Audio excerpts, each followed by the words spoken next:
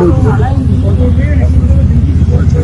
জানাই যারা সম্পর্ক বলতে বর্তমানে প্রচুরভাবে চিরকালই সাংগঠনিক শৃঙ্খলা মেনে কাজ করেছি। আমরা সকলে মিলে দাঁড়িয়ে আমাদের রেজাল্ট, আমাদের বিষয়, আমাদের কর্মীদের কোনো আক্রমণ, আমাদের কর্মীদের উপর বিষয় সেটাকে নিয়ে আমরা সকলে মিলে বিষয়টাকে রাখবো। আমাদের সংগঠিত করার জন্য সকলে মিলে যে শক্তি আছে, আমাদের বিধায়করা আছেন, প্রাক্তন বিধায়করা আছেন, এই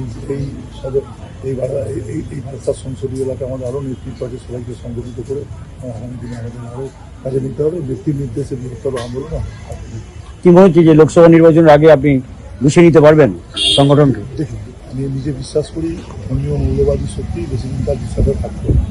আমার মনে হয়েছিল বিধানসভার মধ্যে যখন সুরেন্দ্রবাবু লড়তেন একটা মনে মনে রেসপেক্ট থাকছে। তো তিনি মুখ্যমন্ত্রী হওয়ার পর বললেন ভয় হচ্ছে আউট, ভরসা হচ্ছে। আমি তার দাঁড়িয়ে বলি যে উল্টো কথা হয়ে গেছে ভয় ইন, ভরসা আউট। বিরোধী কর্মীদের উপর বিষয়টাকে রাখা গণতন্ত্রের একটা এবং সব থেকে অভিযোগ জানানো হচ্ছে না, ইত্যাদি জানানো হচ্ছে। আমি ছোটবেলা থেকেই রাজনৈতিক পরিবারে জন্মেছি, রাজনৈতিক বিষয় কিরকম কালাকানুন করে একটা দেশের বিষয় থাকে। উনি আপনাদের এখনো সাংসদ এবং উনি বলছেন দলের পুরনো কর্মীদেরকে ফেরাতে হবে, আইপ্যাককে দোষী করছেন।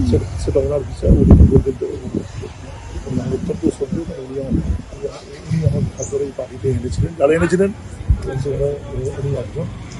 আমি এরকমভাবে বিষয়টা আমি আশা করবো এই সংকটময় মুহূর্তে প্রত্যেকে এমন কথা বলবেন, পজিটিভ সদার্থক কথা বলবেন, মন চাঙ্গা করবেন। এই সময়টা this is not a fake time যে এই ধরনের কোনো আমি এটা বলবো না। আমি ওনাকে খুবই শ্রদ্ধা করি, না ওনার বিষয়ে উনি অনেক বছর অনেক পুরনো লিডার, আমাদের লিডার।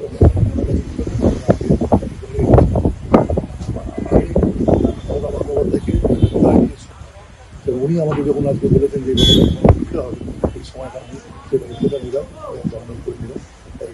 আশা করবো